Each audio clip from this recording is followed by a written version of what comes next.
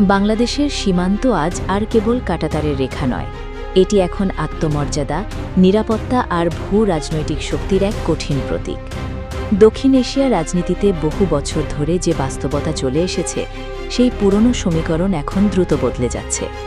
একসময় সীমান্ত এলাকায় ভারতীয় সীমান্তরক্ষী বাহিনী বিএসএফ যা ইচ্ছা তাই করত, আর বাংলাদেশের পক্ষ থেকে প্রতিবাদ এলেও তা অনেক সময় সীমাবদ্ধ থাকত কূটনৈতিক নোট বা আনুষ্ঠানিক বিবৃতিতে। কিন্তু সাম্প্রতিক সময়ে সীমান্ত পরিস্থিতি যেন সম্পূর্ণ নতুন এক বার্তা দিচ্ছে। এখনকার বাংলাদেশ আর আগের সেই চুপচাপ সহ্য করে যাওয়া বাংলাদেশ নয়। এখন সীমান্তে দাঁড়িয়ে থাকা বিজিবি সদস্যদের চোখে মুখে স্পষ্ট এক ধরনের আত্মবিশ্বাস, কঠোরতা এবং প্রতিরোধের ভাষা দেখা যায়। গত বৃহস্পতিবার লালমনিরহাটের পাটগ্রাম সীমান্তে ঘটে যাওয়া ঘটনাটি নিয়ে দেশজুড়ে ব্যাপক আলোচনা শুরু হয়েছে। শুধু বাংলাদেশ নয়, ভারতের সামরিক বিশ্লেষক মহল এবং আঞ্চলিক ভূ-রাজনৈতিক পর্যবেক্ষকরাও ঘটনাটিকে বিশেষ গুরুত্ব দিয়ে দেখছেন। কারণ ঘটনাটি কেবল সীমান্তে কয়েকটি বাঁশের খুঁটি স্থাপন নিয়ে নয়, বরং এর পেছনে লুকিয়ে আছে বৃহত্তর কৌশলগত হিসাব নিকাশ, আঞ্চলিক নিরাপত্তা রাজনীতি এবং দক্ষিণ এশিয়ার শক্তির ভারসাম্যের পরিবর্তনের প্রশ্ন। সকাল তখন পুরোপুরি গড়িয়ে ওঠেনি, সীমান্ত এলাকার মানুষের দৈনন্দিন জীবন স্বাভাবিকভাবেই চলছিল। ঠিক সেই সময় আন্তর্জাতিক সীমান্তের জিরো লাইনের কাছাকাছি এলাকায় বিএসএফ সদস্যদের অস্বাভাবিক তৎপরতা চোখে পড়ে। স্থানীয়রা দেখতে পান ভারতীয় বাহিনীর সদস্যরা নিয়ম বহির্ভূতভাবে সীমান্তের সংবেদনশীল অংশে বাঁশের খুঁটি স্থাপনের চেষ্টা করছে।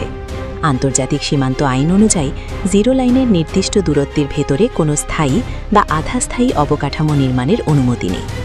কিন্তু অভিযোগ ওঠে বিএসএফ সেই নিয়ম উপেক্ষা করেই কাজটি করার চেষ্টা করছিল।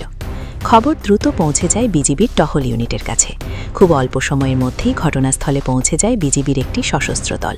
এরপরই শুরু হয় উত্তেজনাপূর্ণ পরিস্থিতি। সীমান্তের দুপাশে মুখোমুখি অবস্থান নেয় দুই দেশের বাহিনী। পরিস্থিতি এমন পর্যায়ে পৌঁছে যায় যে স্থানীয় বাসিন্দারাও আতঙ্কিত হয়ে পড়েন। তবে সবচেয়ে বেশি আলোচনার জন্ম দেয় বিজিবির দৃঢ় অবস্থান। প্রত্যক্ষদর্শীদের ভাষ্যমতে বিজিবি স্পষ্ট জানিয়ে দেয় সীমান্ত আইন লঙ্ঘনের কোনো সুযোগ দেওয়া হবে না এবং বাংলাদেশের ভূখণ্ড বা জিরো লাইনের ভেতরে কোনো ধরনের একতরফা কার্যক্রম মেনে নেওয়া হবে না। এই অবস্থানের পর পরিস্থিতি ধীরে ধীরে বদলাতে শুরু করে। শেষ পর্যন্ত বিএসএফ সদস্যরা তাদের স্থাপন করা খুঁটি সরিয়ে নিতে বাধ্য হয় বলে দাবি করা হয়। ঘটনাটি সামাজিক যোগাযোগ মাধ্যম এবং বিভিন্ন ইউটিউব ভিত্তিক বিশ্লেষণ চ্যানেলে দ্রুত ছড়িয়ে পড়ে। অনেকেই এটিকে বাংলাদেশের সীমান্ত নীতির নতুন দৃঢ়তার প্রতীক হিসেবে তুলে ধরতে থাকেন। কিন্তু প্রশ্ন হচ্ছে, সীমান্তের এই ছোট্ট ঘটনাটি কেন এত বড় আলোচনার জন্ম দিল? কেন সামরিক বিশ্লেষকরা এটিকে কেবল সীমান্ত বিরোধ হিসেবে না দেখে বৃহত্তর কৌশলগত ইস্যুর অংশ হিসেবে দেখছেন? এই প্রশ্নের উত্তর খুঁজতে গেলে চোখ চলে যায় লালমনিরহাট বিমান ঘাটের দিকে। দ্বিতীয় বিশ্বযুদ্ধের সময় নির্মিত এই ঘাটে বহু বছর ধরে কার্যত সীমিত ব্যবহারেই ছিল। কিন্তু সাম্প্রতিক সময়ে এর অবকাঠামোগত উন্নয়ন, সংস্কার এবং সম্ভাব্য সামরিক আধুনিকায়ন নিয়ে নানা আলোচনা শুরু হয়েছে। প্রতিরক্ষা বিশ্লেষকদের একাংশ মনে করেন ভবিষ্যতে এই ঘাটই বাংলাদেশের উত্তরাঞ্চলীয় নিরাপত্তা কাঠামোর গুরুত্বপূর্ণ অংশ হয়ে উঠতে পারে। ভৌগোলিক দিক থেকে লালমনিরহাট অত্যন্ত গুরুত্বপূর্ণ একটি অঞ্চল। এটি ভারতের বহুল আলোচিত শিলিগুড়ি করিডোরের কাছাকাছি অবস্থান করছে।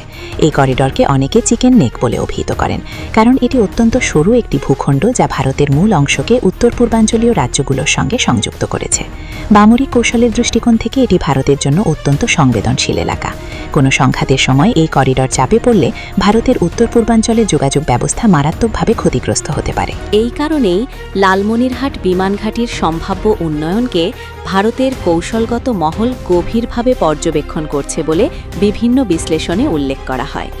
যদিও বাংলাদেশ সরকার আনুষ্ঠানিকভাবে এই ঘাটির আধুনিকায়ন নিয়ে খুব বেশি তথ্য প্রকাশ করেনি, তবুও আঞ্চলিক নিরাপত্তা বিশ্লেষকদের মতে এটি ভবিষ্যতে নজরদারি, ড্রোন অপারেশন কিংবা উত্তরাঞ্চলীয় প্রতিরক্ষা ব্যবস্থার গুরুত্বপূর্ণ কেন্দ্র হতে পারে। অনেক বিশ্লেষক মনে করেন সীমান্তে ছোট ছোট উত্তেজনা তৈরি করার মাধ্যমে কোনো পক্ষ যদি এলাকাটিকে অস্থিতিশীল হিসেবে তুলে ধরতে পারে, তাহলে দীর্ঘমেয়াদে বড় প্রকল্প বা সামরিক উন্নয়ন কার্যক্রম বাধাগ্রস্ত করার সুযোগ তৈরি হয়। যদিও এই দাবির পক্ষে সরাসরি প্রমাণ নেই, তবে সামাজিক ও রাজনৈতিক বিশ্লেষণে এ ধরনের আশঙ্কা বারবার উঠে আসছে। বাংলাদেশ ভারত সম্পর্ক ঐতিহাসিকভাবে জটিল। একদিকে রয়েছে দীর্ঘ সাংস্কৃতিক, অর্থনৈতিক ও কূটনৈতিক সম্পর্ক, অন্যদিকে সীমান্ত হত্যা, পানি বণ্টন, চোরাচালান, অবৈধ অনুপ্রবেশ এবং সীমান্ত উত্তেজনার মতো বহু অমীমাংসিত ইস্যু। বিশেষ করে সীমান্ত হত্যা নিয়ে বাংলাদেশে দীর্ঘদিন ধরে জনমনে ক্ষোভ রয়েছে।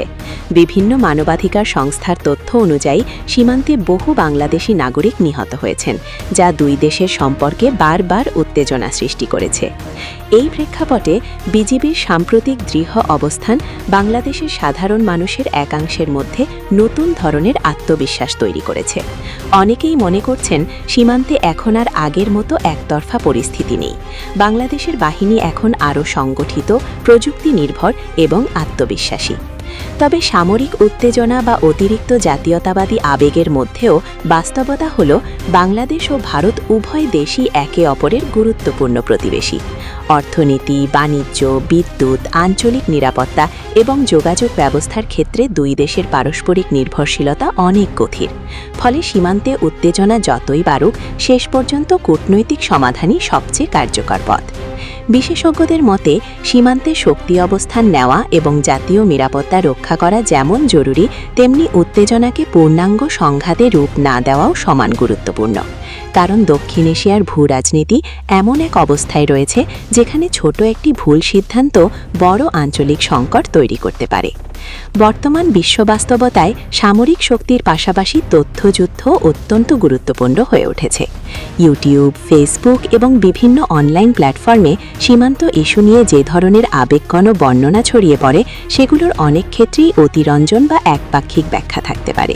ফলে দর্শকদের জন্য সবচেয়ে জরুরি বিষয় হল তথ্য যাচাই করে দেখা এবং আবেগের পাশাপাশি বাস্তবতাকেও গুরুত্ব দেওয়া। লালমনিরহাটের ঘটনাটি তাই শুধু সীমান্তের একটি বিচ্ছিন্ন ঘটনা নয়, এটি দক্ষিণ এশিয়ার পরিবর্তিত কৌশলগত বাস্তবতার প্রতীক হিসেবেও দেখা হচ্ছে।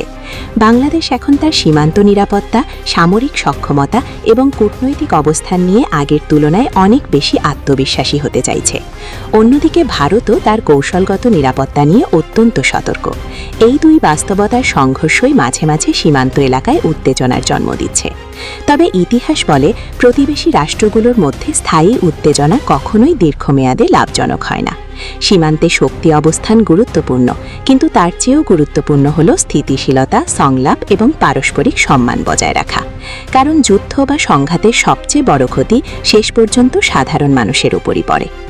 আজকের বাংলাদেশ তার সার্বভৌমত্ব নিয়ে আগের চেয়ে অনেক বেশি সচেতন। সীমান্তে বিজিবির কঠোর উপস্থিতি সেই বার্তাই দিচ্ছে। একই সঙ্গে এই ঘটনাগুলো দক্ষিণ এশিয়ার ভূরাজনীতির নতুন অধ্যায়ের ইঙ্গিতও বহন করছে, যেখানে ছোট একটি সীমান্ত পোস্ট কিংবা কয়েকটি বাঁশের খুঁটিও বৃহত্তর কৌশলগত সমীকরণের অংশ হয়ে উঠতে পারে।